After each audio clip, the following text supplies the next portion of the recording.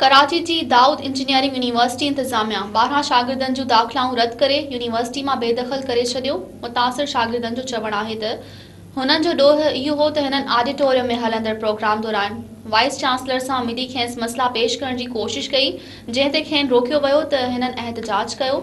ज़रनि मूजिब कुझु ॾींहं अॻु दाऊद इंजीनियरिंग यूनिवर्सिटी अंदरि ऑडिटोरियम में हिकु प्रोग्राम हली रहियो हो त कुझु शागिर्दनि इन प्रोग्राम में वञण जी कोशिश कई, जेका ॻाल्हि वाइस चांसलर खे ख़राब लॻी ऐं 12 शागिर्दनि खे रेस्टिकेट करण जा हुकुम जारी कया। वीसी जे अहिड़े हुकुम बाद रजिस्ट्रार सैयद आसिफ अली शाह 12 शागिर्दनि खे रेस्टिकेट करण जो लेटर जारी कयो।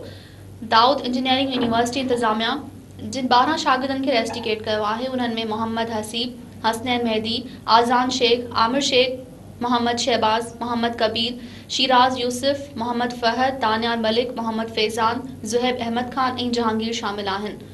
मुतासिर शागिर्दनि जो चवणु आहे त यूनिवर्सिटी में फीस में वाध समेत केतिरा ई मसला आहिनि। इन लाइ हू वाइस चांसलर डॉक्टर समरीन सां ॻाल्हाइण चाहिनि पिया, पर इंतज़ामिया इन सां मिलण न पई ॾिए। इन करे हुननि ऑडिटोरियम में प्रोग्राम दौरान वीसी सां मिलण जी कोशिश कई, जेका वीसी खे ख़राब लॻी।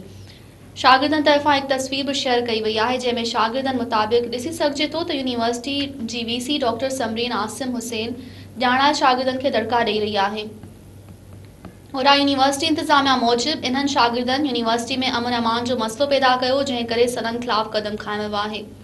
ज़रनि जो चवणु आहे त यूनिवर्सिटी जे कानून मूजिब कंहिं बि शागिर्द ख़िलाफ़ का बि कार्रवाई करण लाइ सभ खां पहिरीं हिकु डिसिप्लिनरी कमेटी जोड़ी वेंदी आहे, जेका शागिर्दनि खे शोकास नोटिस जारी कंदी। शागिर्द डिसिप्लिनरी कमेटी आरो ज़ाती हैसियत में पेश थी वज़ाहत पेश कंदा आहिनि। ज़रनि मुताबिक़ डिसिप्लिनरी कमेटी वज़ाहत मां मुतमइन न थियण जी सूरत में शागिर्द खे रेस्टिकेट करण लाइ वास्तेदार अथॉरिटी खां मंज़ूरी वठंदी आहे। उहा अथॉरिटी सिंडिकेट हूंदी आहे। सिंडिकेट जी मीटिंग कोठाई वेंदी आहे, जेका कंहिं बि शागिर्द जी दाख़िला रद्द करण जो फ़ैसिलो कंदी आहे।